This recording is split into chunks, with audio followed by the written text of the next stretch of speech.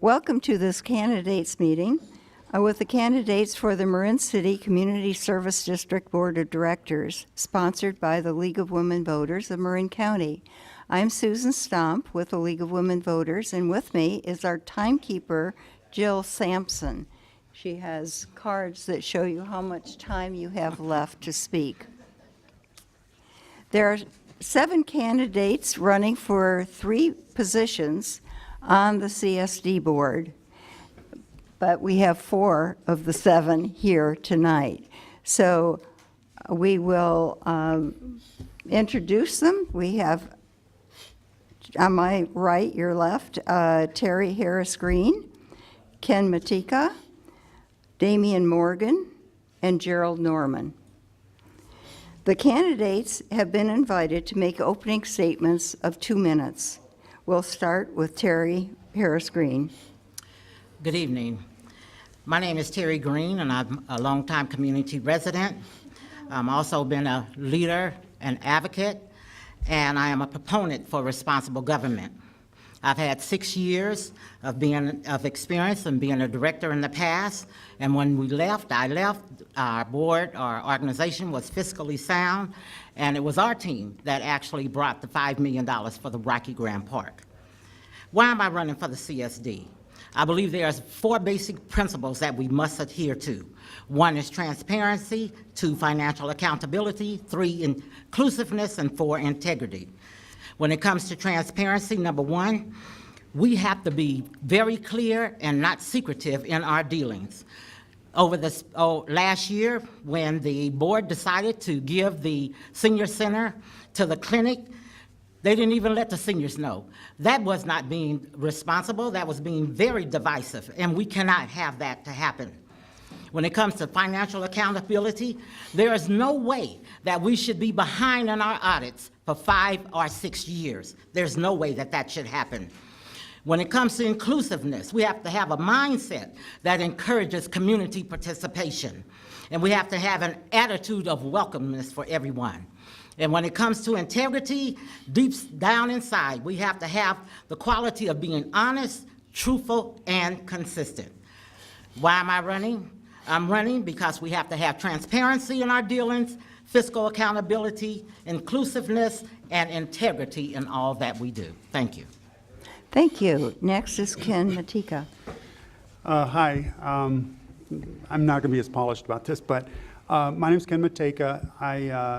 I've been a California lawyer for 29 years, originally a tax lawyer, and for the last many years I've been running a small internet marketing company. And it's truly a mom and pop because my wife is the only other employee. The reason, I haven't been living in the community as long as probably anyone else in this room, but the reason that we chose Marin City is because with my wife and 3 sons, we wanted to expose my sons to, in an effort to get them to embrace other cultures in addition to the one that is obvious that they've been exposed to. And we've been, very pleasantly surprised. The welcoming spirit of Marin City has been terrific, and I've met more nice people in the last year than I met in the last 10. Now, the reason that I'm running is because I'll just be point blank, it's the community Center for Community Life. I've seen community centers. I've seen the Marin City Community Center. I've seen the Mill Valley Community Center. I've recognized that the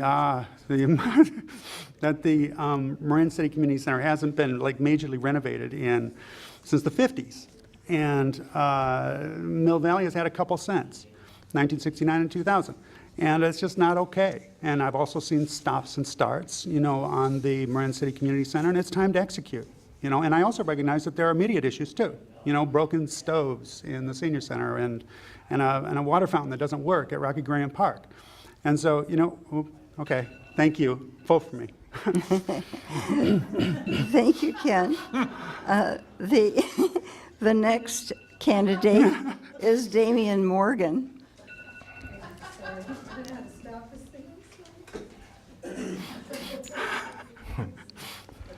Hello, my name is Damion Morgan. I'm born and raised here in Marin City. My grandparents moved here in the 40s. My grandparents, my parents were all Tamalpais High School graduates. Along the way, I've built many relationships throughout this county, not just Marin City, young and old. I've partnered with people, business-like, friendships. So I think I have a lot to bring to the table here in Marin City. Marin City is not just it's a small community, but you have to reach outside of Marin City to build a stronger community, I believe. We're capable of making decisions and making a stronger community, but when you reach out to the resources outside the community, you can build a stronger, healthier community. I think I can bring the relationships. It's here, but I think I can bring more of it to this community. So, I'm not an expert in, I'm not a polished politician. I think I can build bridges and help bring young folks to the table. It seems like the young folks, 30 and under are kind of forgotten about. And, it's always talked about young folks, but I think being a friend of all ages of folks in the community, I can help, bridge that gap and bring more to the table as far as just ourselves as, I guess, so-called politicians. I have a true understanding, sorry, is this on? I have a true understanding of the community, being born and raised here. I have lived outside the community. I was in Sacramento for 10 years, and I have a real estate background. And, being in real estate, you identify with people, not just people who look like you. So, I think that I can bring a lot to the table as far as community, local, and outside the community. Thank you. Thank you. Next is Gerald Norman. Thank you. Good evening, everyone. I want to thank the League for sponsoring this event and giving us an opportunity to speak to a broad section of the community. Second, I'd like to express my condolences to Donald Harper and his family. They have a close memory of the past. That's why he's not here. He told me that he wanted to be here, but the nature of the relationship and the depth he just couldn't do it. So he's here in spirit. So me, like Ken, my profession was as a lawyer. I'm retired. I worked for the state of California as a house counsel in the Department of Social Services. I worked in San Francisco as an assistant district attorney for over 30 years. My wife, Marilyn, and I have lived in Marin City for more than 25 years. Marilyn has worked in Marin City as a staff, as part of the staff of the Community Development Center, or Community Development Corporation, rather. I've been a board member for 6 years. I was initially recruited to work with the agency that replaced the redevelopment agency in order to assure that the $1.25 million set aside for the Marin City Community Center would be safeguarded. And thank goodness we were able to complete that task, and that money has been put aside. I'm running for re-election because I think that I can make a difference. I think that I have the skills to get this project moving and to do the fundraising and all of the other ancillary things that needed to be done. I've got some pretty vast administrative experience. I was the director of the Department of Parking and Traffic in San Francisco for a few years. So I led a large agency, 800 employees, $80 million budget. So I think that I have the skills to continue to be a good director. Thank you. The questions, oh yes, we should. Thank you for coming, Royce. Our fifth candidate has arrived, and Royce McLemore will have 2 minutes to make an opening statement. Good evening. My name is Royce McLemore. I've been a resident of Marin City for 71 years. last 41 years at Golden Gate Village. I have served about, oh my goodness, over 20-some years off and on within the 41 years on the CSD. I'm running again because, for the same reason almost why I decided to run the last go-around, is because of our community services district, our recreational facility. I want to make sure that we have a facility that is for the people here in Marin City. One of the issues that I see that I have been an advocate, a strong advocate and voice against, is the new market tax credit, where in fact, as it was presented to our board, that we would end up transferring the only piece of property that we have as a district to an outside entity. And I'm definitely against that. Not only give that land away, but also the operational dollars to run it. So for that reason, it's one of my main reasons for running for re-election, to continue that advocacy. Thank you. Sorry, I was at a Marin City Golden Gate Village Resident Council meeting. We meet tonight, so that's why I'm late.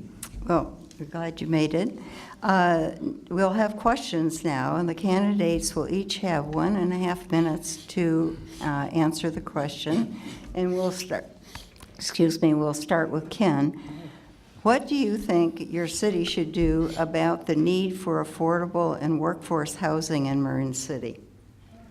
Well, you know, I honestly don't know the answer to that question. You know, it's obviously a very important question, and I'm cognizant of the fact that there is a need for more affordable housing. It's not happening. You know, there's the development on the ridge up there is going to have some, 3 affordable units, but they're going to be 2,000 square feet each and bigger than anything I've ever lived in. With respect to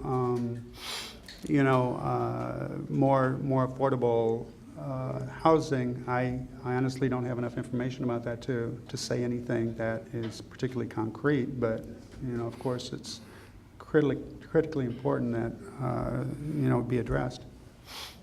Thank you. Royce? I'm for affordable housing, but not in Marin City.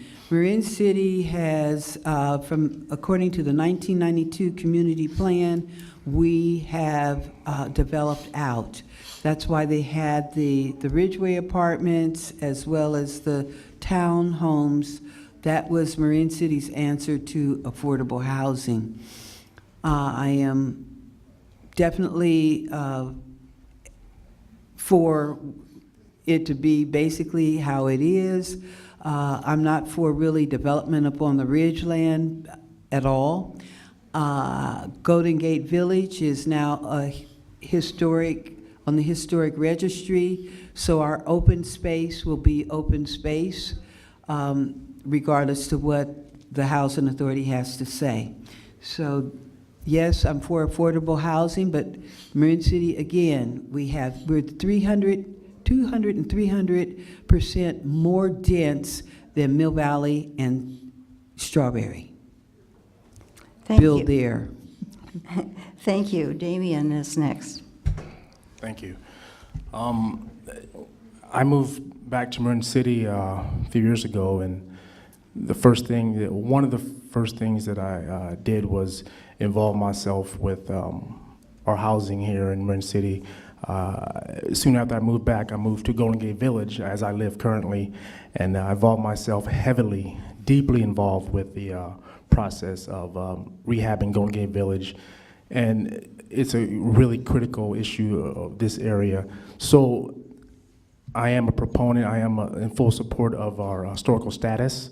I think we can look outside of Marin City for more affordable units in this county.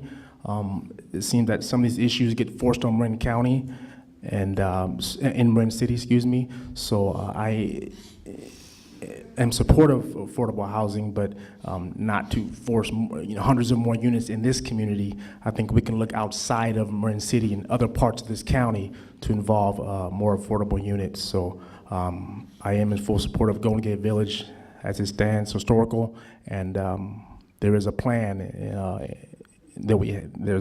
as it stands right now, moving forward to rehab our units. But that's it. Thank you. Thank you. Next is Gerald. First, I have to say that I am strongly opposed to the efforts in Sacramento to exempt Marin County from its requirements concerning affordable housing. Marin has been exempt. There's a move to continue that exemption, and I'm strongly against it. I think that in Marin City, we do have the opportunity to build some more affordable housing. I think it's necessary for us to expand our tax base. I think that the Golden Gate Village historical project is a good step, but I also want to be certain that the Golden Gate Village is raised to the level that the buildings and the grounds are up to current construction standards. I don't think the folks that live in Golden Gate Village should live in substandard housing, and I think that we need to get our opposition in Sacramento to find funding to both build more affordable housing and to sustain Golden Gate Village. I think that Marin County cannot dodge or duck this effort any longer. We have borne our part of the burden, and it's time for the rest of the county to step up. Thank you. And finally, Karen. Terrie. Yep. Oh, I'm sorry. No problem. Terrie Green. Yes, I'm totally in support Yes. of Golden Gate Village with historic preservation, because we have to have homes for folks who are low income and low income. I'm also a proponent that when homes become vacant in Marin City, that the Marin City Community Development Corporation or the Marin County Housing Authority purchases those homes for affordable homes. We also, maybe we need to look at rezoning the pole houses. And with some incentives, perhaps they can build 2 or 3 additional homes on their property if they should speak to. I think that would be a good thing, especially for our young people, our young parents especially. That would be an opportunity. I'm also for communities like Tipperon, Kentfield, Ross. They need to be forced to open up their properties for low-income and affordable units. That's right. They should not be able to pay the fine. Of course they're gonna pay the fine because they have the money to do that. They should not be let off the hook and have affordable housing spread throughout all of Marin County. Thank you. The next question, we'll start with Royce, is tell us specifically what you've accomplished that will help you serve Marin City on the CSD board. For starters, is the new market tax credit. I mean, I advocated strongly against it, and to the point of where it held it up for a year, or going on will be 2 years before they'll revisit it. That, to me, was very, very, very important. Number 2 would be, to be all honest, I experienced something this past weekend where I have to step back and really want to put more on our administrative staff to bring the standards up higher at our recreational facility. Really disappointed, and to me, not all money is good money. And with what I experienced this past weekend, with having over 500 people there at a party with no security, it was horrible. So that is something else that definitely must get addressed. The Sheriff's Department were even afraid to break it up because they didn't want the party to destroy windows from the school, etc., as they were leaving, going back to San Rafael. Thank you. Next is Damion. Can you repeat the question, please? The question is, tell us specifically what you've accomplished that will help you serve the Marin City on the CSD board. Thank you. I'll go back to what I stated earlier, and that's the ability to bridge gaps and build relationships that I can bring, that I see myself bringing to this board. You know, being someone that has traveled and experienced different walks of life throughout the county and throughout California, I think that I can bring some good qualities. I think I can bring a little breath of fresh air, a different outlook. I'm not a long-standing board member. That's no offense, obviously, to anybody on the board. I respect everyone here, obviously, but I think bringing a little new perspective, a different outlook, and some long-standing relationships throughout the county and in Marin City to bring, you know, just bring a different look and different ideas. Thank you. Thank you. Gerald, you're next. Well, my professional and educational background give me a leg up when it comes in terms of dealing with issues that to some might be complex. Specifically, as I spoke before, I was involved in the effort to retain the former redevelopment agency money for Marin City's construction project. In my past, I've also served as a union representative. And since I've been on the board, I have been adamant, and I believe we have accomplished the fact that our employees have the same wage, benefit, and health standards as other Marin County employees. So in other words, we pay and we give the same benefits to our employees that Marin County gives to theirs. I have been part of the effort to complete the Rocky Graham Park. I was at the groundbreaking, and I was at the grand opening. So I think those are pretty major accomplishments. In addition, I'm involved with our budget. Particularly, I'm on the budget committee. I'm on the financial committee. I work with our director on a monthly basis to see to it that our budget remains in balance, that we comply with standard practices for accounting and administration of government budgets, and I'm proud of that work that I've done. Thank you. Next is Terrie. I have strong leadership development skills as well as the ability to partner with others to get things done. Again, working as a team to bring the $5 million to the community for the Rocky Graham Park to be developed. The other thing, I was the chief development officer to bring the clinic, to get a clinic here in Marin City. When we had health needs, everyone had given up, and I worked with our former supervisor, who's now deceased, McLemore, to make sure we had a clinic in Marin City. So there are a number of things. I'm a go-getter, and I believe that there are certain things that need to be done, just like the Center for Community Life, and I believe I have the skills to help to make that happen. Thank you. Ken? Okay. I've been a lawyer for 29 years, as I mentioned a little while ago, and like Jerry, I think that gives me a perspective on some things that may be of benefit towards, in particular, the Center for Community Life. And you know, one thing I didn't get a chance to mention is that I have been in the nonprofit world for 32 years, my entire career.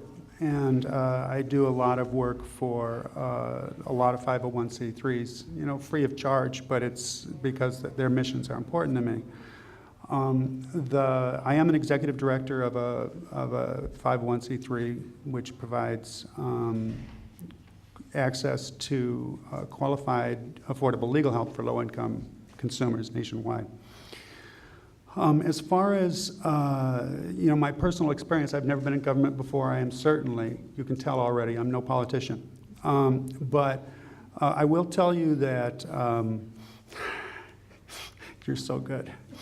I will tell you that, like Damion, I think I've built my business from the ground up, not a penny of venture capital. And while it's not a huge concern right now, it's okay for my wife and I. And the bottom line is, knowing that I only have 10 seconds left, is that I believe that as a salesperson and having a business that I have built from absolute ground zero while I was unemployed, thank you so much.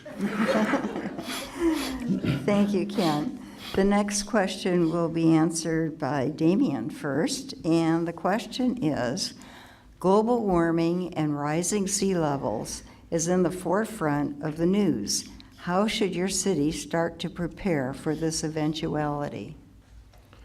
Thank you. Well, I do pay attention to these issues we have in locally and abroad with global warming.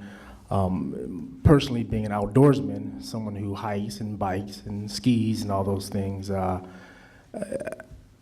do see the difference in our atmosphere. You know, example, I go fishing and there's no fish to be caught like there was growing up. So there's obviously something going on with the ocean and our atmosphere. But with that said, one thing that I have issue with, which is a major problem going forward, a major concern, is we have a Center of Life here in Marin City, which is CSD, Marin City CSD project.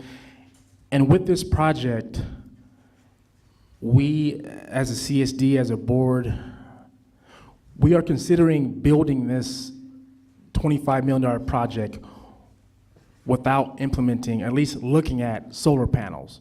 There's no solar being even introduced to this project. So that's a major concern why we are not moving towards that. So, you know, there are many reasons why I'm running for this board, and that is one of them, why we are considering building a $25 million project and without looking at alternatives, sustainability for future going forward. Thank you. Thank you. Gerald, you're next.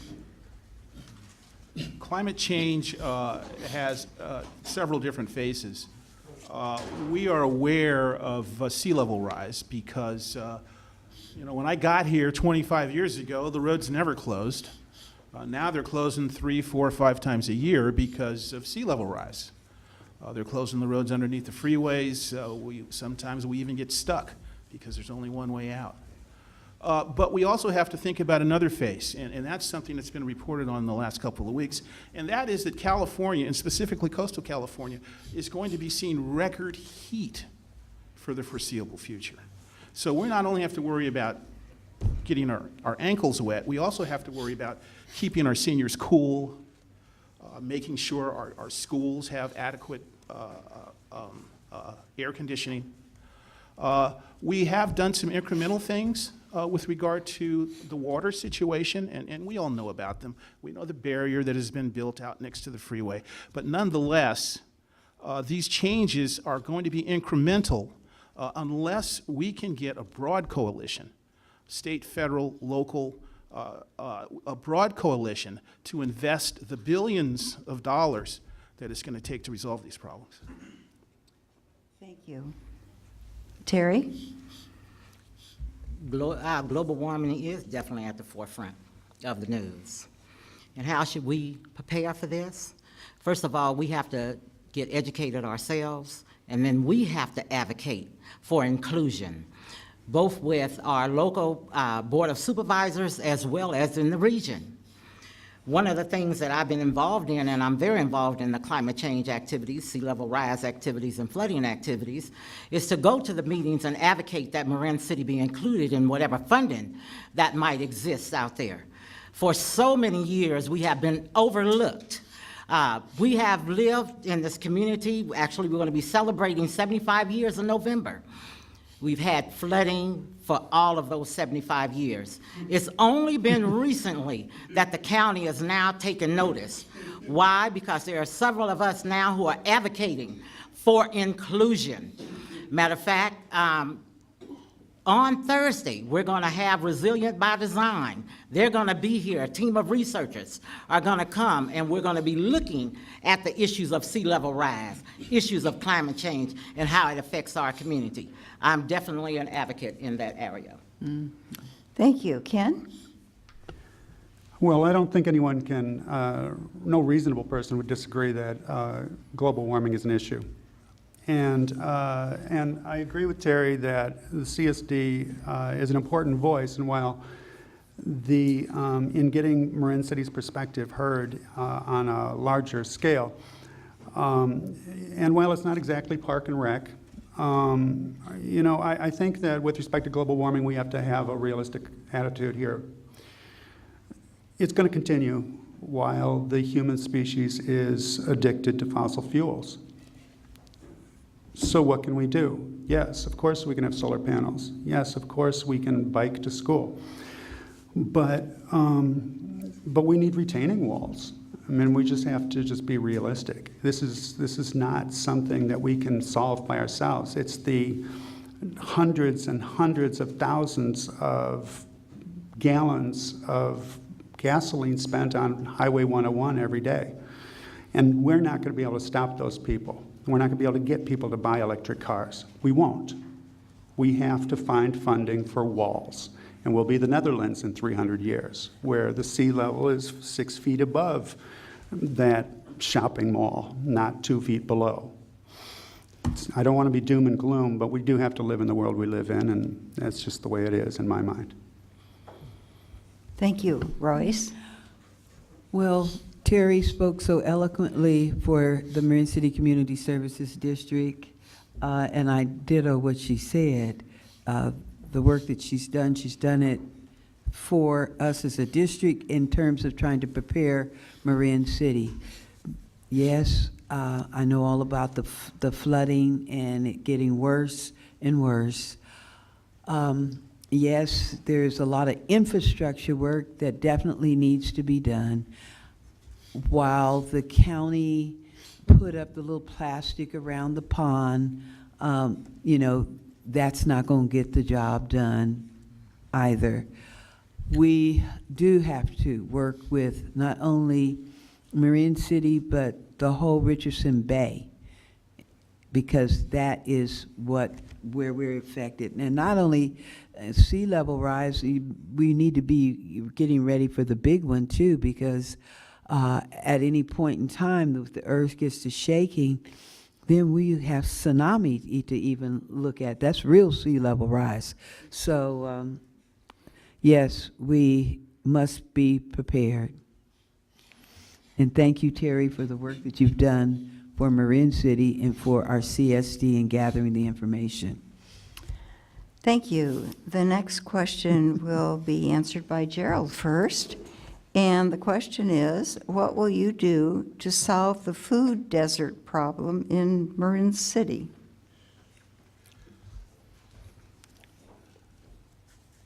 We are in the unfortunate situation of not having the economic viability to bring in and control our own supermarket. We have a partial solution in Target, but it's not a full solution. And that's because of its limitations and because of the lack of choice. We do what we can. We have our senior food program. We have our gardens. We do what we can.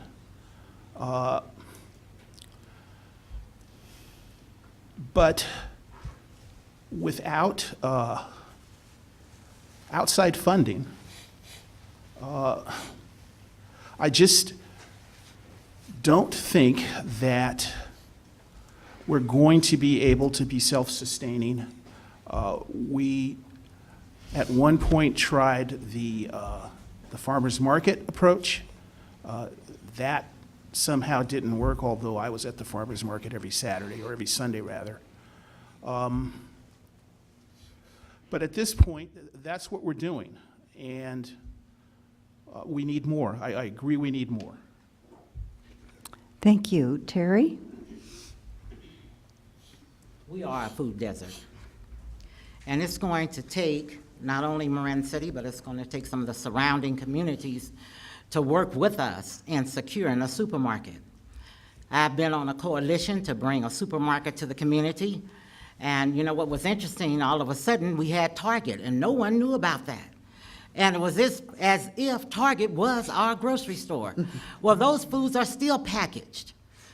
we have to work together. Number one, about 3 years ago, there was an assessment done to see whether or not a supermarket could be sustained here. And do you know it can? Not only one market, but two can be sustained. Over $6 million comes out of here, out of Marin City, just for food purchasing in this county. And that's just for the lower region of Marin City. That didn't include the folks that live on the hill. So the study that was done proved that, in fact, we can sustain a supermarket here. But again, it's going to take us all working together, advocating with our supervisor and our other politicians, our congressmen, our senator, to really force the issue. Because right now, we have too many health concerns. We are the community that has the highest chronic disease rate, and we know the foundation of that is unhealthy food. Thank you. Ken? Okay, so there's empty space in that mall. And my dream, for as much as it is, it would be fun to have or beneficial to have something like Trader Joe's there as a destination spot. And I think that with 101 being right along the thing there and with the appropriate signage, I think that while it may affect our traffic a little bit in the same way that Target has, I think it might be a draw for shoppers from outside of Marin City. And I think that would be a pretty sustainable alternative to macaroni and cheese at Target. And I think they could possibly be persuaded. I know someone who knows someone, and they do typically need 15,000 to 23,000 square feet for a store, but they have one that's only 5,000 square feet, 5,500 square feet in Boston. So, so they will accommodate smaller spaces, and while it doesn't have to be a Trader Joe's, the reason I just throw that out there is, first, it's affordable, but second, it's a draw, so that if someone is in Sausalito or God forbid, Tiburon, and they want to go to a Trader Joe's, they'll come here. It's Route Alpha 101. So, so anyway, that's my dream. My dream. Thank you. Thank you. Royce? My approach is different. I've already been in conversation with investor to actually buy the shopping center. The only way that we can get what we want is by ownership. Not only that, it goes back to the promises that were made to us, but an opportunity to fulfill those promises. I haven't gone to Target. You know, even though we live where we live, you know, personally, in being poor, you have to eat the best that you can, healthy.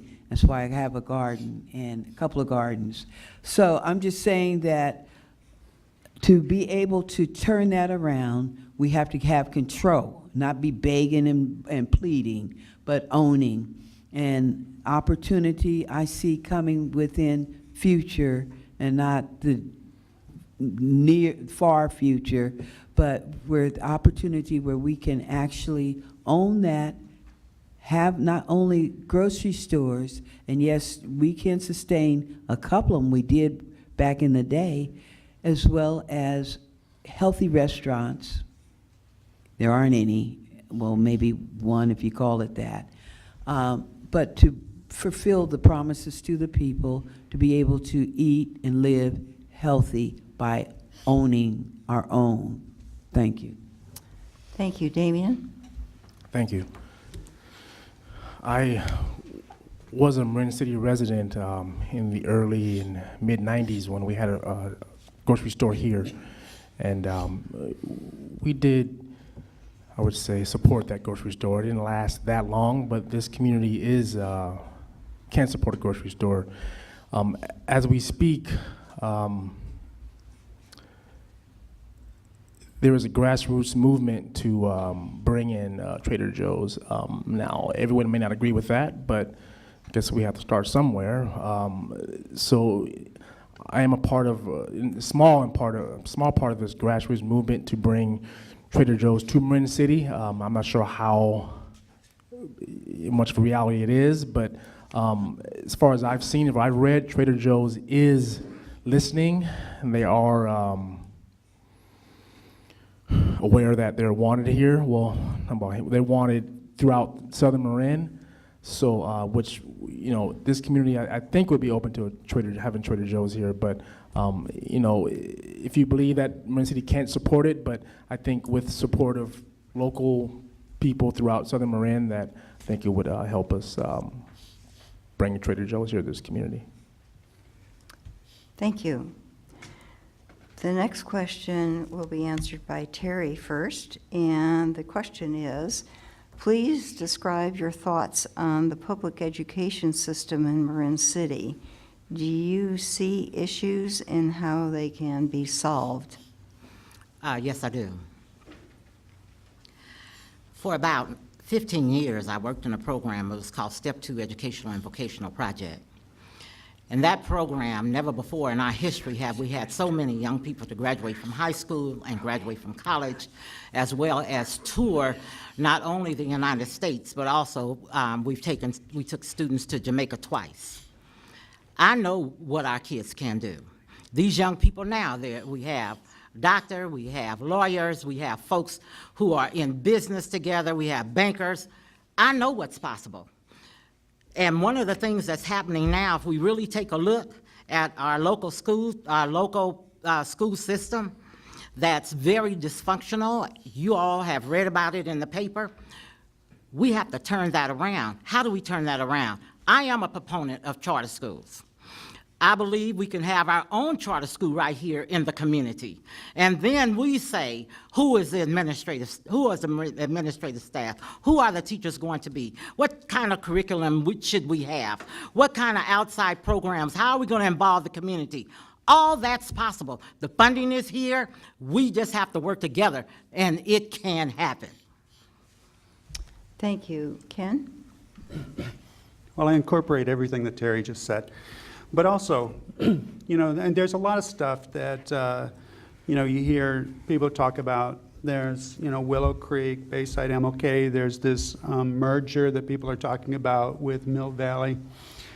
And, you know, there's so many, people have a lot of strong feelings in every direction, and justifiably, because we're talking about the children, and that's, you know, it sounds cliche, but they really are, you know, the future of Marin City and Southern Marin and the United States and beyond. So, so what is the best thing? You know, and everyone disagrees, and again, justifiably. Now, I happen to have a son over there who attends Willow Creek.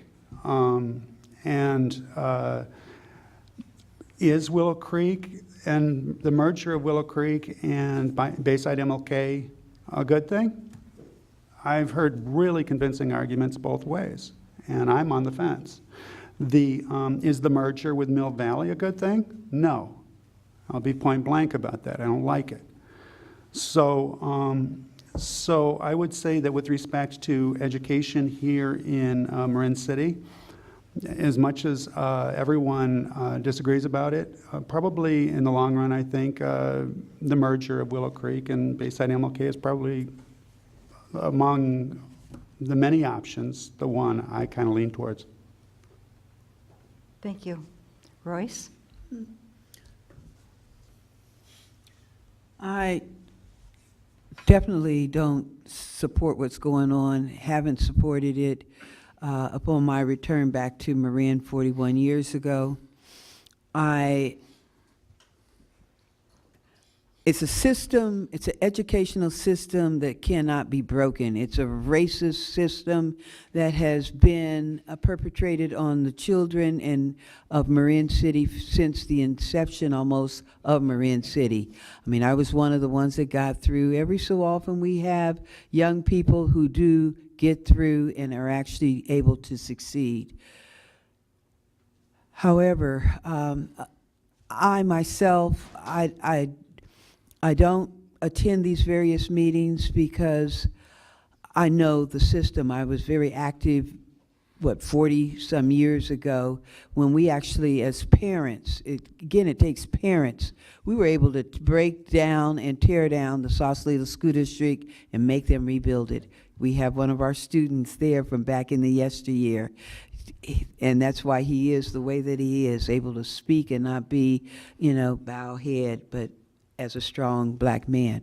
So what I've done is Women Helping All People Scholastic Academy. We've been in operation since the year 2000 to offer an alternative education for young people in Marin City.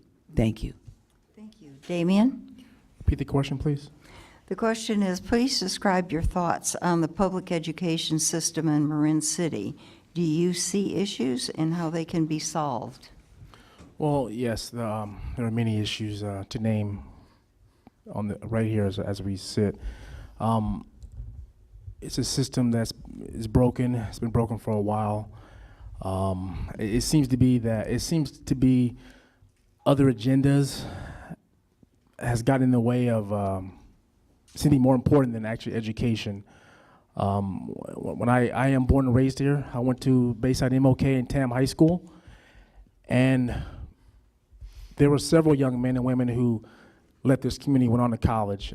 Those numbers are way down for various reasons, but there are issues, and I have gone to many meetings as of late, last 5 years, many school meetings, board meetings, and it seems to be going nowhere. So as Royce said, I stopped going because it's politics. It's not about education, it's all politics, and unfortunately the kids themselves are just taking the brunt of it. It's shameful, it's sad, and it's scary. And the kids now at Basic MOK, you know what they're told? They're told, you're gonna have problems at TAM. You're gonna have problems at TAM, so you won't make it at TAM. They're told that by officials. So, of course, they're not gonna make it if they're told that. Thank you. Gerald? I was educated in the San Francisco public school system, and it was in the 50s, 60s, and in my school, Bayview School, when a teacher told one of us that crap about what you can and cannot do, our parents were on it like white on rice. Mm-hmm. And they would tell those teachers in no uncertain terms that if you don't want to be here, leave. Now, back when I was going to school in San Francisco, we had opportunities. And so my wife and I weren't blessed with children, and we're both sad about that, but we go on with life. So I'm not really fully familiar with the schools here in Sausalito, although I know my wife did some adjunct teaching one summer. She taught an environmental class, and she got to know a bunch of the 7th graders. And my wife taught also in San Francisco, 7th and 8th grade. And I know that there are basic principles. Number 1, our kids need opportunities. Number 2, our kids need tools. Number 3, our kids need encouragement. And number 4, our kids need to be challenged. And those are the basic principles that I see in schools. And if our schools don't have those basic principles, we need to throw out who's ever in charge and put someone in charge that's going to take charge and advocate for our kids. Thanks. Thank you. There is a question here which is addressed to a specific candidate, and we'll put it to him first, and then everybody will have a chance to comment on the same question. And this is directed to Gerald Norman, and it says, Jericho effect, your solutions. I'm sorry, I didn't. Jericho effect and your solutions. I'm not familiar with the Jericho effect. Okay, so if it's all right with the questioner, we will move on to another question. And we'll go back to the order of response. And Ken would be the next person to start first. What do you perceive as being the most important issue or problem facing Marin City?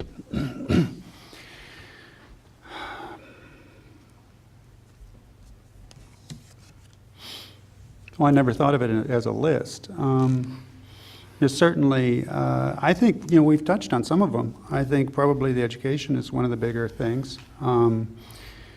Because Marin City kids don't get the opportunities that other kids do. And, and I see it at Willow Creek. We have good facilities, good teachers, and my understanding there's a lot in the curriculum that isn't here in Marin City that we are blessed with. And so, more teachers, more subjects, would be a good thing. Is that the biggest issue? Yeah, maybe it is.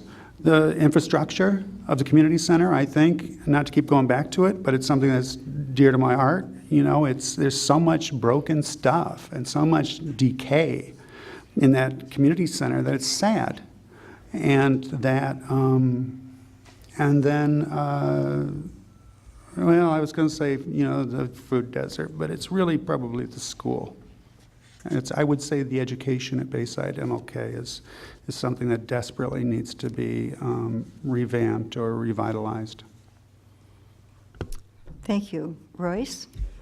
Gentrification, that is a major thing. Being that I was raised up here from a girl on, I know what real integration is. I was a part of that when I was 3 to 16, where you lived next door to your neighbor, regardless of the ethnicity. Now, from the urban removal to the new, when they built upon the hill, lies were told to the residents, the black people that lived here. From that, even to Marin City, USA, we were fed a bill of goods. To now to the point of where, Marin City, that used to be predominantly a black community, and I'm not ashamed to say it because I'm not ashamed of who I am, is now we have, 38% black. So I am actively working on a plan to reverse gentrification and here in Marin City, along with the shopping center. And I know that everything has a price except for Golden Gate Village, and there's going to be a movement to recapture land so that many people who have roots from Marin City who want to come back here will have opportunity to come back to their own community. Thank you. Thank you. Damion? Thank you. In this community, we have dump sites, waste sites that haven't been fully identified. There's going back, these sites are from waste going back, 40, 50, 60, 70 years ago. Education, major issue. Food desert, as has been said before. A newer recreation center. All these play into, how do you name them one over the other? I'm not sure that I can do it at this second, but what I'm getting at is, I think what we have yet to do in this community, ever, that I've seen or pay attention to, we have yet to identify a 5 or 10-year plan. As long as we continue to discuss and talk, go back and forth, argue, debate these issues without a 5 or 10-year plan, like most communities have, like most prosperous communities have, in 5 or 10 years, we'll still have these same issues, and we'll still be pulling at each other, arguing, debating, which is more important than which. So I would like the CSD, if I'm on the board or not, to identify all the key stakeholders, people in the community, come together and implement a 5 or 10-year plan. Thank you. Gerald? I agree that the master plan for Marin City, for this valley, is woefully in need of an update. That plan needs to incorporate all of the kinds of things that we've discussed this evening. And we're all on the same page here. We all want a viable Marin City with healthy, happy children, a place where adults and children and seniors can live in peace with respect for each other. We need to address sea level. We need to make sure that we have a way to get out of here if it becomes necessary and the roads are flooded. Now, I'm not saying they should build a road over Donahue, but they should have an evacuation plan. The county needs to have an evacuation plan. We need to get together, and you know, the community, at this point, it might be time for the community to just take over the schools. Just go in there and just toss everything up in the air and start all over again. Because We did that. my wife worked with these kids. I see these kids. These are good kids.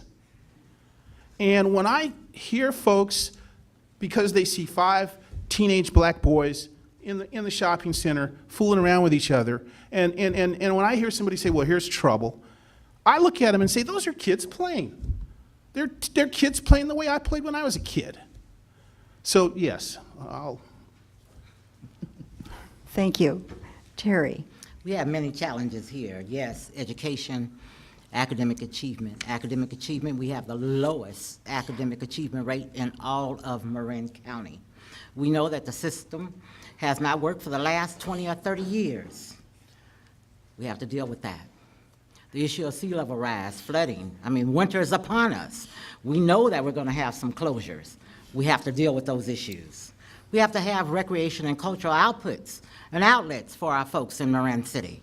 But the number one thing right now is the whole issue, and I totally agree with Royce, the issue of gentrification, and I call it ethnic cleansing. Because when, again, you take a look at this community and you look at the homes that's being sold, there are folks that they don't look like us anymore. And if we don't watch out, there won't hardly be any African Americans living here in not only Marin City, but all of Marin County.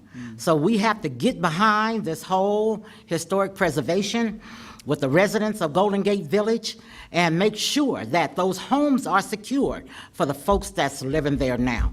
We have to stop gentrification at all costs. Thank you. The next question will be answered by Royce first. Please identify the issues raised by only one entrance, an entrance to Sausalito, and what can be done in the future. You mean the one way in and one way out? I think so. Well, I'm like the people from Bolinas. I like the one way in and the one way out. I mean, this is how it's been from the inception, and that makes us unique. When we looked at it as a district a few years back in terms of other ways out, the people at Tam Valley, they thought about it years ago, and they've had passed them an ordinance where there could be no building coming over on that other side. So, and for Marin City, USA, they had to open it up to make the egress and ingress wider to be able to sustain the new development. So it is what it is, one way in, one way out. At least now we do have 2 or 3 lanes to get out and the one to come on in. So that's what makes Marin City unique. Ask the people from Bolinas, how do they feel? Thank you. Damion? Well, in Bolinas, they tear the signs down so no one knows where to go in and out. They don't want any visitors in Bolinas, so maybe we should start doing that now. But as it stands now, the one way in, one way out, I'm okay with that. The traffic doesn't back up too bad. Not bad at all. I come in and out sometimes 2 or 3 times a day, and it's very rare that I get stuck in traffic coming in and out. I think with the way it is, one way in, one way out, I think the main issue is the flooding, the water. When it rains, it backs up, and that seems to make more traffic than anything. So with the rain and the floods and the drainage, and the drains are backed up and dirty and clogged from years and years of debris in them. I've been on tours with the local specialists, and we've seen pictures of the what do you call it? I don't know, the what do you say? The pipe, sorry, the storm drains pipe, sorry, excuse me. And and those are backed up and they're filthy. So as far as traffic from just cars, I think we're doing okay at the moment. But I think the water, the rain backup is more of an issue as I see it. Thank you. Thank you. Gerald? Yeah, I agree with that. The typical day in Marin City, getting in and out, I mean, aside from the Labor Day weekend when they have the big festival in Sausalito, the typical day, it's not difficult to get in and out. But I still think we need to be concerned about that non-typical day, that day when it's been raining for 5 days and it's high tide and we have a 7.0 earthquake. And we need to have an evacuation plan. And we need, and I think that if we don't have that, we're just, we're just ostriches with our heads in the sand. That's my answer. Thank you. Terrie? Because I'm involved in disaster preparedness, I am a proponent of having another way in and another way out. When, in fact, the Highway 101 was shut down February the 7th, and you couldn't get in Marin City, and you couldn't get out of Marin City, can you imagine if you had a health concern, if you had an emergency? What would happen? Do you understand the fact that our kids couldn't get in from school and the stress that caused with the children? Can we imagine just with parents trying to get off of work and get in Marin City? And who's going to watch their little kids? We have to have another way in and another way out. I learned from doing the research and working with folks from Marin City and talking with some of our elders that way back in the late 40s, we had 2 other ways in. I didn't know that. One behind where Target is, and one is was between 49 and 59 Cole. I'm like, how awesome was that? We need to have another way in and another way out because emergencies happens all the time. Thank you. Ken? Well, I feel like I need to change my answer now. Terrie got all serious on us. I personally, one of the things I like about Marin City is the fact that it's so tucked away in this little valley. It is a tiny little island with one way in and one way out. Now, I do recognize the fact that if there is a significant earthquake, that overpass, if it were to fall, that's it. There's no getting out of Marin City, and like you said, if there were health problems, then we got problems. So what's the fix? Well, it's not that road that people have been talking about to Mill Valley, because who wants that cross traffic? We don't want to be the on-ramp to 101 for everybody who lives in Mill Valley. At the same time, I like the one in, one out, recognizing the fact that if we had a serious earthquake, it would be problematic. No, I'm done. Thank you, though. Thank you. Damion will be the first to answer this next question. The question is, what skills or experience do you have in effecting compromises, or more importantly, bringing people in a group to a consensus? Well, I don't think I'm an expert of many things, but one skill that I do possess is engaging with people of many walks of life. And as far as this community goes, I do have some concerns, but I think with open and more engaged communication, I think that we can work more proficient in this community.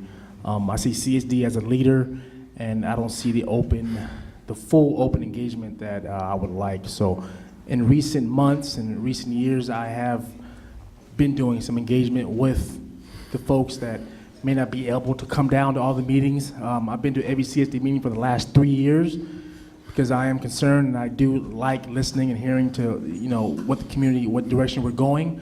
But I think one skill I do have is engaging with young and old alike, and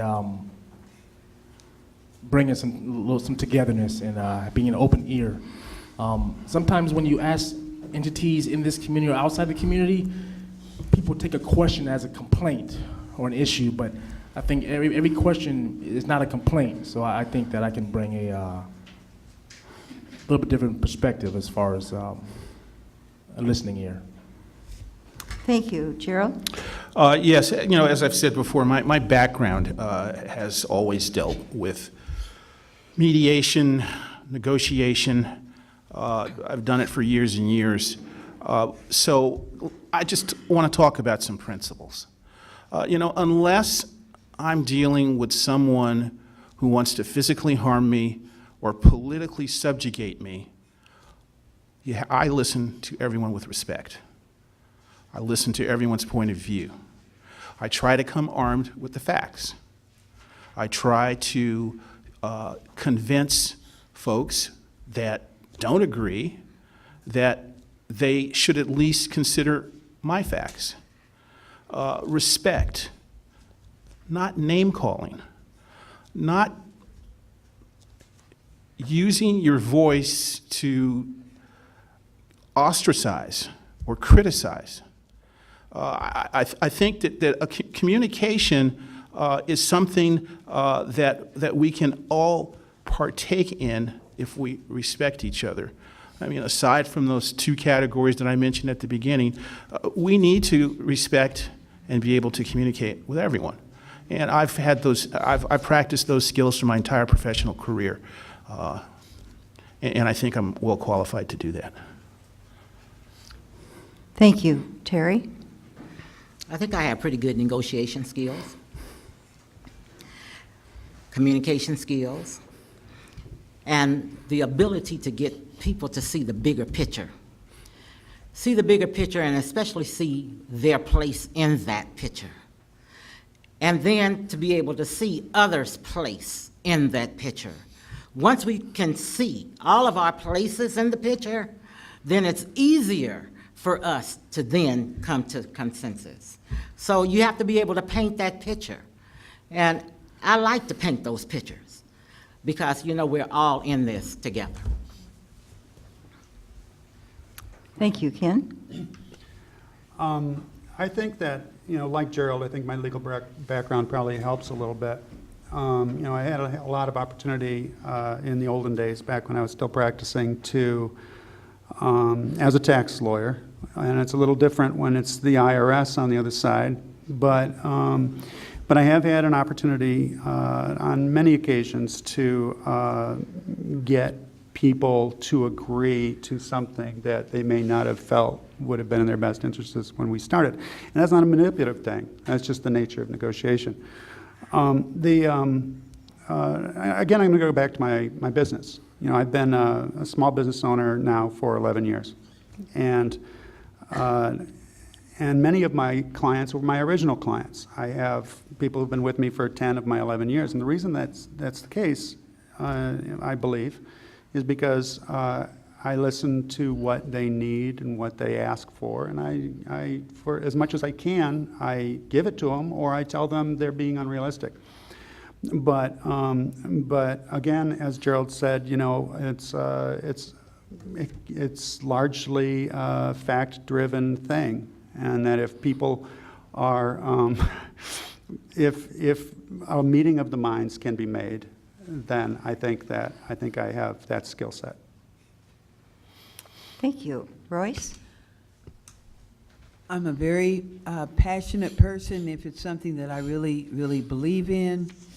And it's been for the good as well as, not so well. But with the not so well, in the end, people will see that, in fact, what I was saying was true.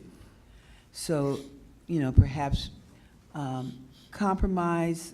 I will compromise only if it's something that I can, in good conscience, compromise on. But if it's not for the betterment of, on the CSD, for the overall community, I guess I'm one that will not compromise on that step if it's going to hinder our community in any type of way. So I'm always and have been sort of like the odd person out, sitting on the CSD board, because there's many things that I see that are not right, but some people, see things differently, but in the end, they see that, oh, what you were saying was true. So I'm the type of person that will say, I told you so. Marin City wouldn't be in the situation that it is today if people had listened to myself and Karen Ashby. Thank you. The next question will be answered by Gerald first, and the question is, what plans are in place for the remainder of funds needed for the upgrading and expansion of the Manzanita Center? We have finished our first round of fundraising, and that round pretty much focused on large donors. As a result of that round of fundraising, we have approximately $7 million in the bank. The scope of the initial plan called for a $24 million investment. What we knew in advance that if we did not raise that money, it would then become our duty to take what money we did raise and put in phased improvements to the Manzanita Center. Now, obviously, we haven't gotten there yet. We're going to start our second tranche of funding when we hire a fundraiser, and we have a request for qualifications out for a fundraiser right now, hoping to fill that position before the end of the year. That would be a professional fundraiser. After our second round of funding, what we will do at that point is we'll put all the money on the table, we'll put the master plan on the table, and we'll see what we can do. And of course, that's going to be something that the community is going to be intimately involved with. We will have a number of different, if we don't raise the entire nut, we will have a number of different ways to go. And some of those are going to be more urgent than others. Oh, I'm sorry, okay.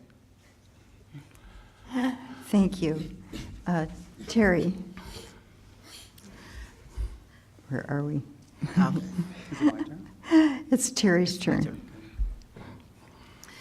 I think we have some real opportunity to really go after some additional dollars. As a district, a special district, we can actually look at getting some additional tax dollars in. We can also look at the fact that right now, the district is supposed to have gotten 3 bids on all the work that they've been doing. They only got 1 bid. The planner that we have right now just happens to be one of the highest priced planners in the region. If we really do our due diligence, we can find planners that's going to really look at what is this project really going to cost. It's not going to cost nearly what's been laid out there. I've been able to do some research along with some other folks in the community, and it is just overpriced. We have the ability to secure other dollars, but we have to, again, come together. The CSD has to be open to hearing other voices, open to having other people at the table, because there are a number of people in this community who has relationships with folks with money. And so we need to have an open table for that to take place. Thank you. Ken? I completely agree with everything Terrie just said. But also, to further what Gerald was saying, this is a mathematical thing. Terrie is absolutely right. We should get other estimates, and that's, in a way, it's related to the fundraising, but, more importantly, we need to get a professional fundraiser in here who can really sell it to the people with the money. And I believe that I could play a positive role in that effort as well. I'm not a fundraiser, but I do have, friends of friends, But not that I'm promising anything, but it's just to say that the money can be out there, as Terrie says. It's just a matter of finding it and figuring out how it's going to be spent.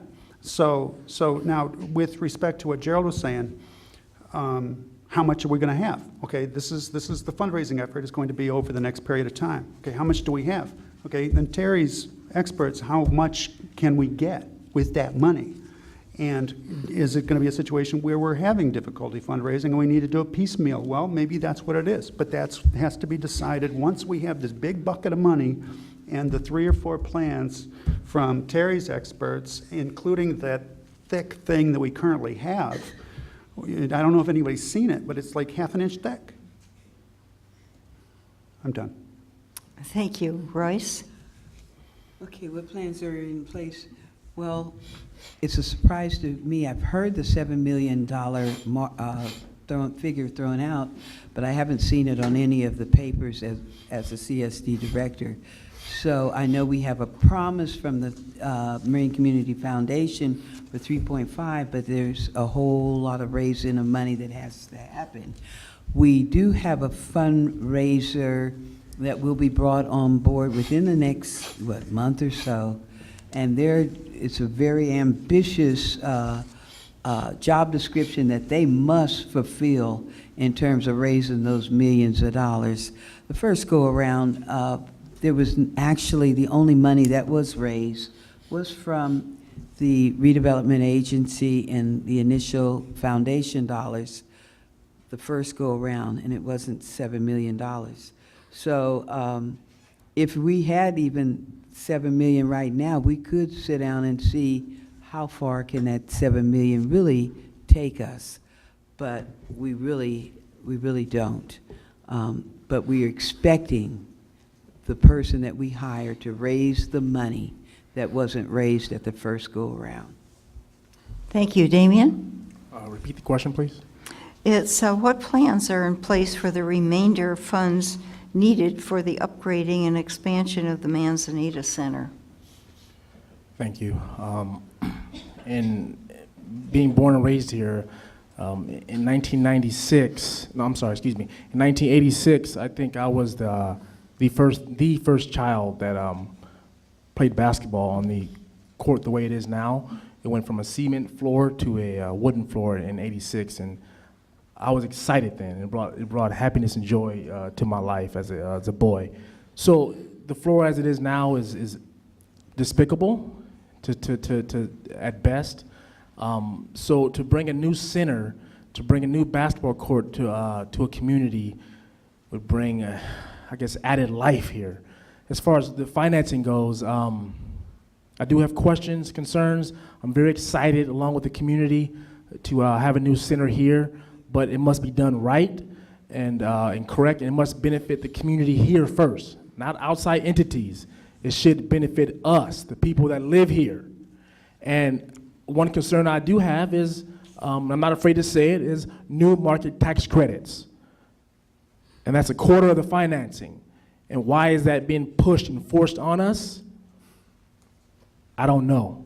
But with that said, there are other options besides that, and we should explore other monies and fundraising options besides forcing new market tax credits on our community center that will give it away.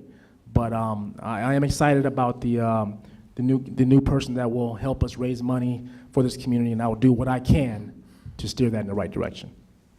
Thank you.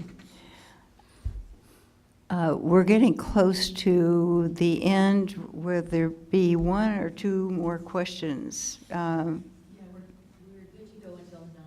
Or until Oh, okay. We need more questions then. Okay.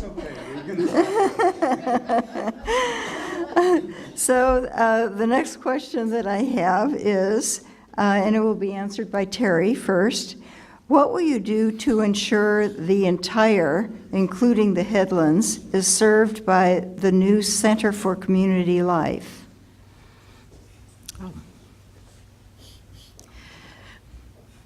You know, awareness is the key.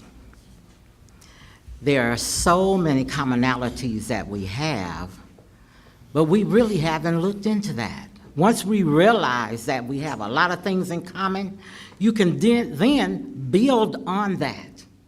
We all have needs for recreation, cultural outlets, social gatherings. Once we realize that, we can then come together and to build those things, to make sure that they happen. I believe that the folks that live on the hill, those of us that may live on the flatlands, we can come up with ways to make sure or to ensure that people come together and begin to work on projects together. When we start working on our commonalities, we get to know who each other, what you think about each other, what you feel about each other, and realize that, you know what, we're all in this again together. And it's a real opportunity for us, because if we come together we can find the financing. Together we can build a center that's going to work for all the people here in the community. So it's a real opportunity, and I believe I have, as a good negotiator, I believe that I can help to bring that to fruition. Thank you. Ken? Can you repeat the question? The question is, I was daydreaming. what will you do to ensure the entire, including the Headlands, is served by the new Center for Community Life?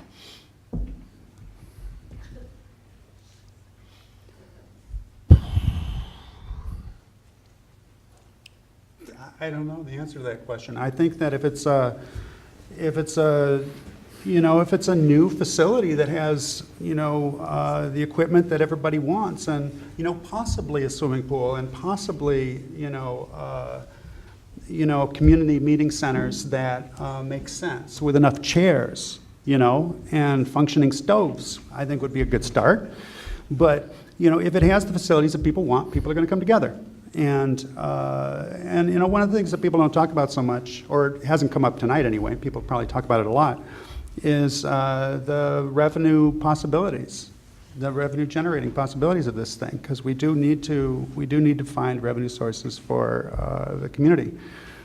But I think that generally, if you build it, they will come, is my thinking about it, to quote, not a very good movie. And that's all I got. Thank you. Thank you. Royce?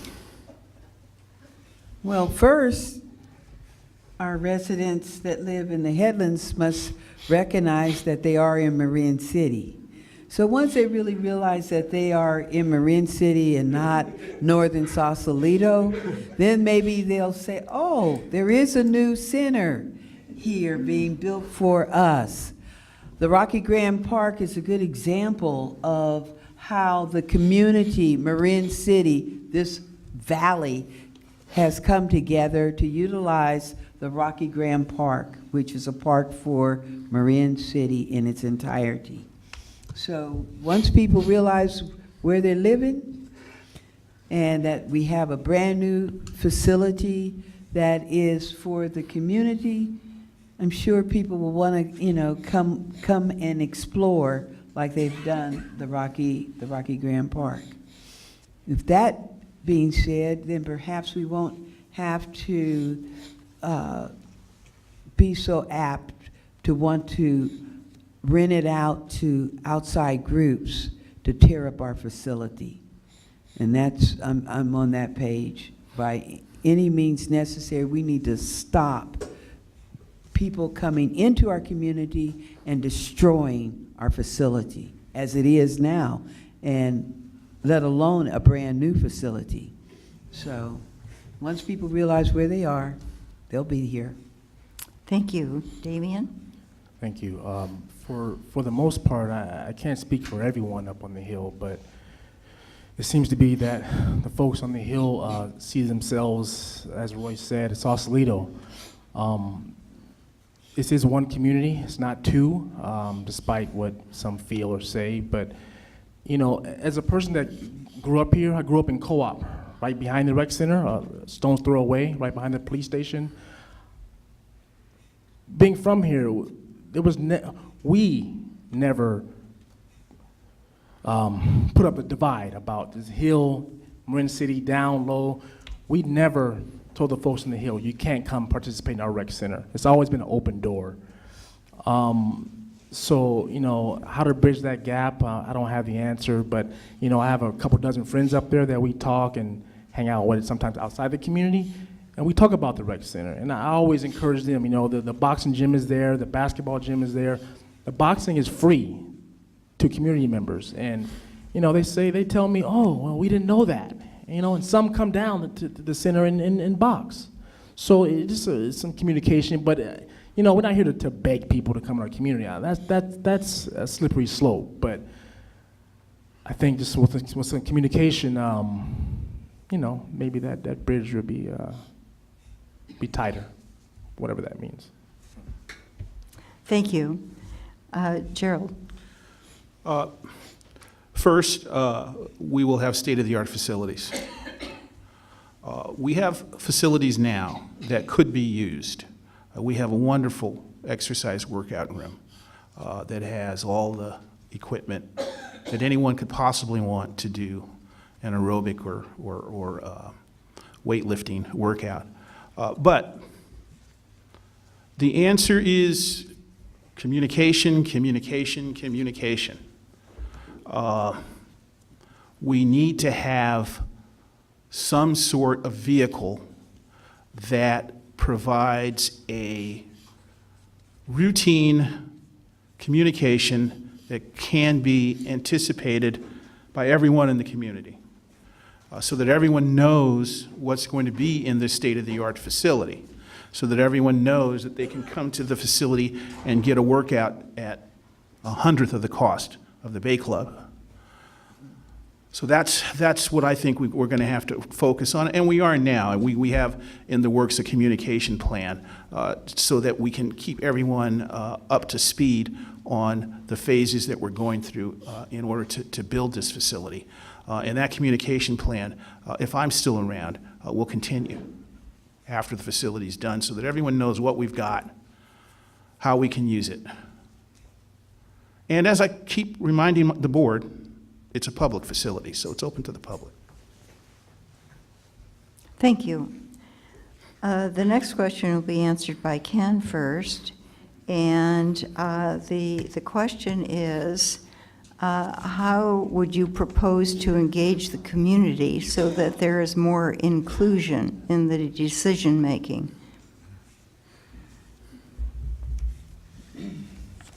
Well, with respect to, with respect to the Community Services District, the meetings are public, and so in that limited role, I think that people should be encouraged to come to those meetings and voice their concerns, and that the board itself, listen and take into consideration everyone's perspective.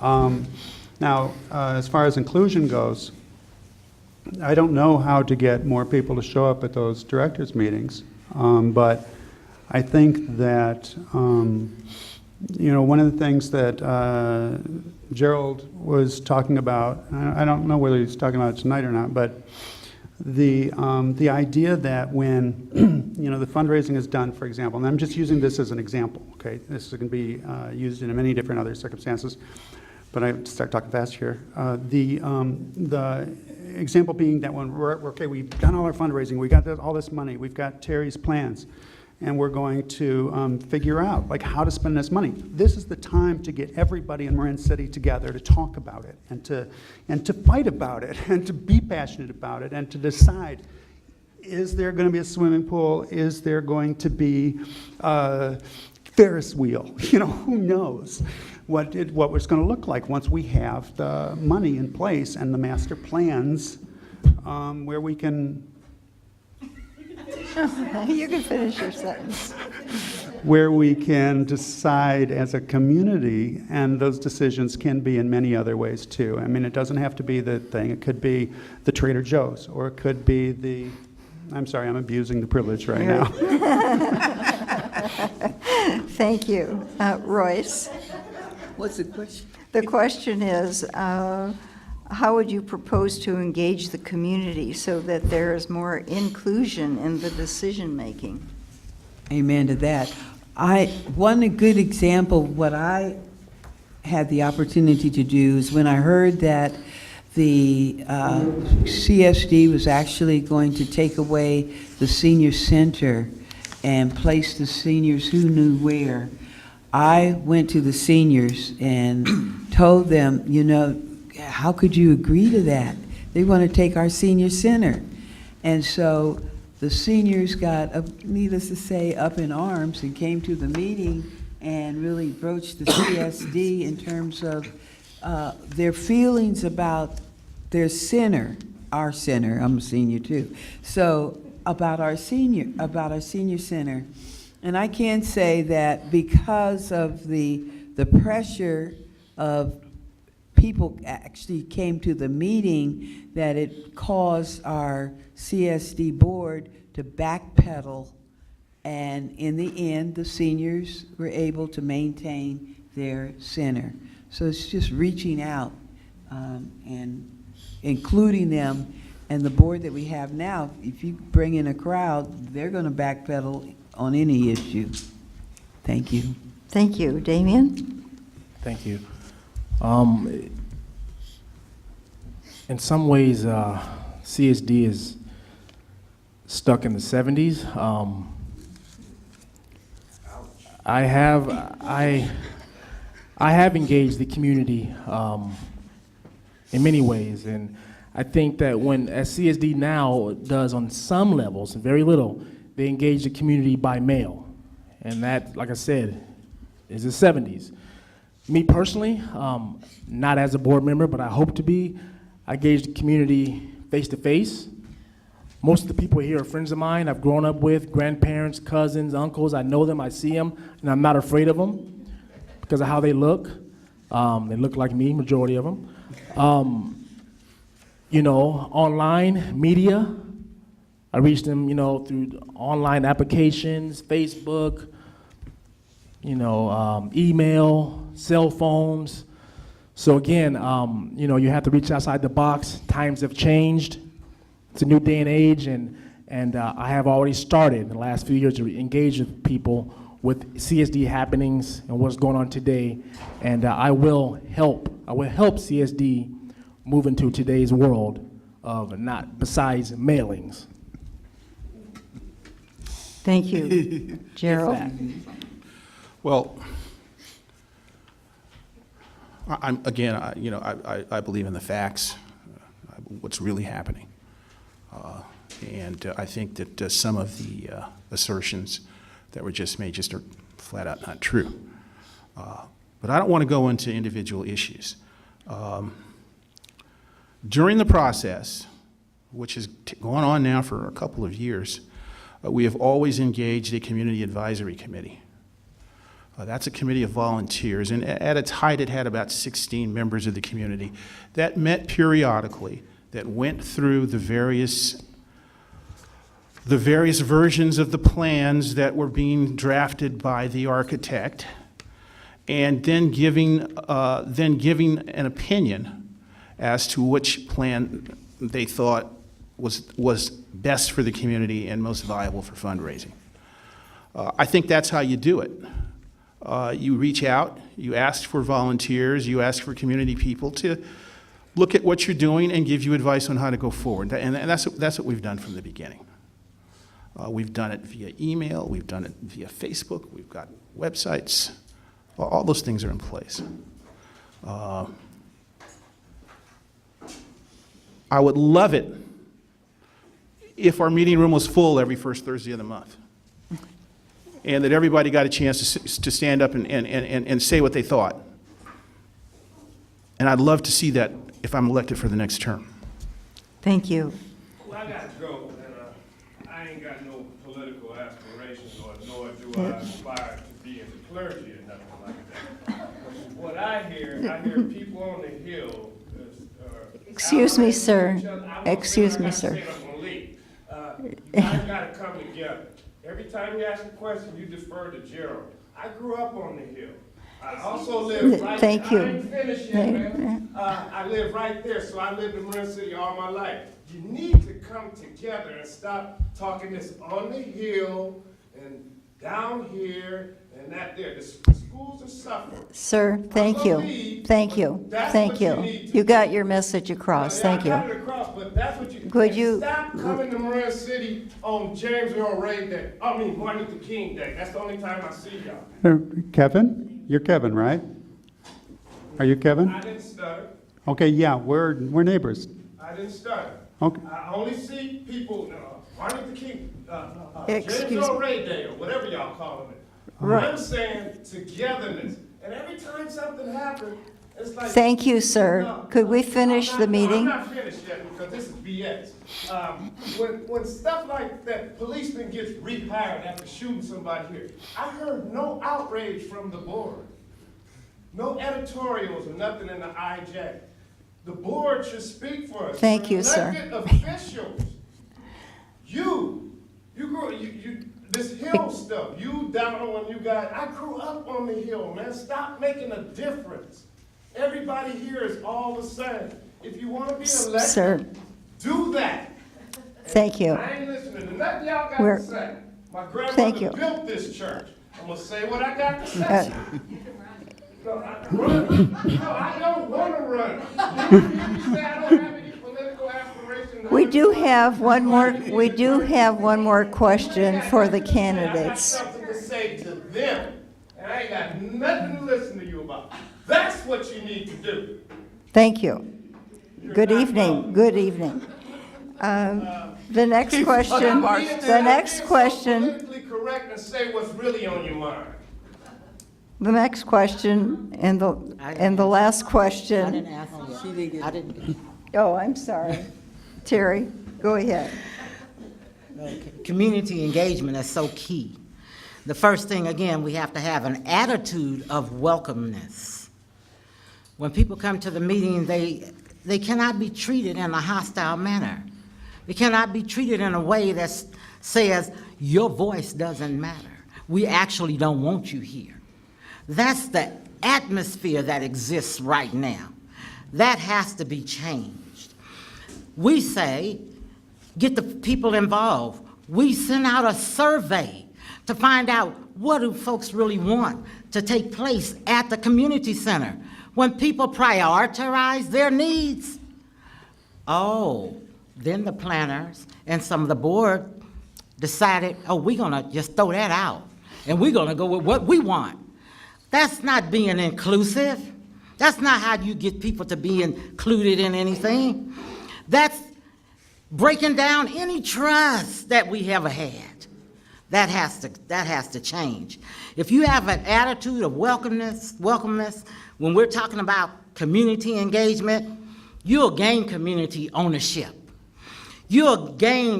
Folks will gain a better opportunity, better understanding of the issues that exist.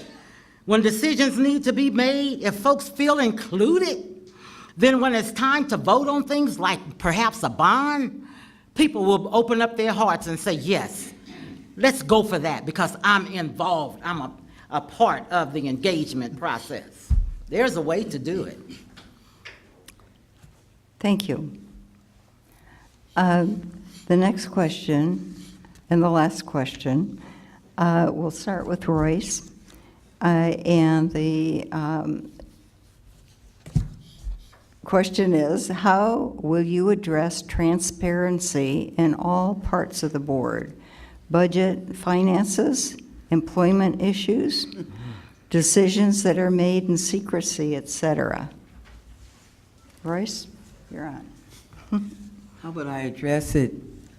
It's what I'm doing now, just by really bringing it to the board, first to our general manager, and then speaking my mind as under board comments, and then demanding that things be placed on the agenda. So if it, it's either one way or another, either we, try to work together and get it placed on the agenda, or I'm gonna say what I have to say anyway. to let the public know exactly what is really, going on. At this point in my life, I have to be honest with myself and not, fake it. I have to be real all the way. So I let people know exactly what's going on as I know it. And a lot of people don't like that, but that's me. Thank you. Thank you. Damion? Thank you. I'm a strong advocate for community, strong advocate for community. As myself being to, I think, every CSD board meeting in the last 3 years, I think I missed one. There is a degree of shutdown, of quieting the crowd. There have been times when I've spoken and I've been shut down. There are times when, you don't get a chance to talk when you're supposed to. Public comment or comment after agendas. There are a multitude of issues. I'm not going to address every one, but we do have some transparency issues with the CSD board as it stands now. As a board member, as I hope to be, I will address that, and I'll make sure that the crowd, the people in the audience, and the community is made more aware of what's happening with the CSD. I will be a voice, and I will not be afraid to be a voice. I will advocate for the community, period. And when I mention being in the 70s and not, having reached out to the community in other ways, I meant the CSD as a whole, not just Center for Life. When I mentioned, reaching out to the community and being stuck in the 70s, I want to be clear. I was not talking about Center of Life. I meant reaching the community as a whole in general on all aspects of CSD, not just one project. Thank you. Gerald? Would you read the question again, please? Sure. How will you address transparency in all parts of the board? Budget, finances, employment issues, decisions that are made in secrecy? All right. I drafted a response to the Marin County Civil Grand Jury relating to transparency. And in that response, we agreed on certain representations that would go into effect as soon as they could. And that process is occurring now. And what I mean is the budget should be online, both the detailed budget and the budget categories. Minutes should be online. Contracts should be online. Personnel and salaries should be online. That's one step. The second step, again, is communication. And I'm an advocate for a routine, informational mailer to go to every member of the community to describe what's happened between the last mailer and the current mailer and what we're going to be looking forward to in the future. So those are the kinds of things that I think make things transparent. And then again, of course, coming to the meetings. Everything is discussed in detail at the meetings. The meetings go to 10, sometimes 10:30 in the evening. Many people speak. Many people speak more than once on the same topic, which doesn't happen in other cities or counties or boards of supervisors meeting. You usually just get one shot. So I know that we can do better. We can always do better. We all want to do better. Everybody up on this dais wants the best for Marin City. We can all agree on that. And I think that I'm asking for your vote because I think that I can help make that happen. Thank you. Terrie? The issue of transparency is one of the number one issues that we have to deal with. I've been attending the CSD meetings for the last couple of years, and that's why I'm running. Because what's taking place, folks aren't transparent. But what I do is I do research. I'll talk with some lawyers, I'll call the state of California, I'll call LAFCO, I will find the information, and I'll come to the meetings, I'll share that information with the board and people in the audience so they'll know what we can and cannot do. There are some things that's being talked about now that'll make you say, whoa, what is really going on? The issue Damion talked about in terms of new market tax credits. They are seriously looking at signing those contracts to give away their responsibilities as a district. Why would we do that? I said to the board on numerous occasions, what are you trying to do? Set it up for the county to step in and take away our responsibility as the CSD, as the local government? There are some decisions that's being made, are being proposed to be made that could ultimately shut us down in the community. Transparency is key. That's why I'm running, because things have to be more open, has to be out in the light. And that's what I do. I shed the light when I go to the meetings. Thank you. Ken? Is this the last question? It's the last question. I'm the last one to talk. I got 4 minutes till 9. No, I know.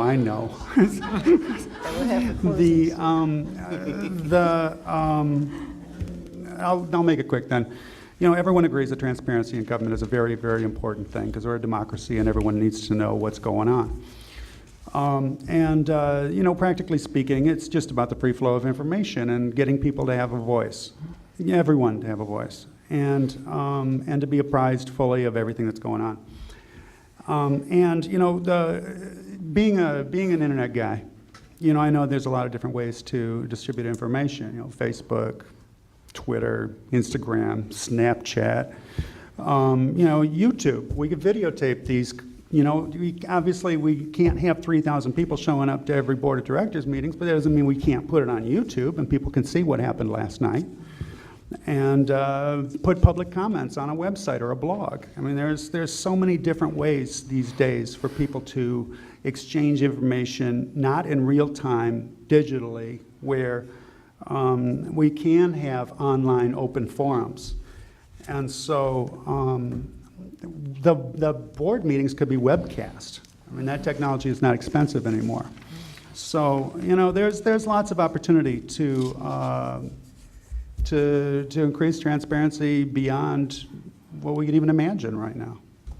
So, all right, so concluded our question and answer.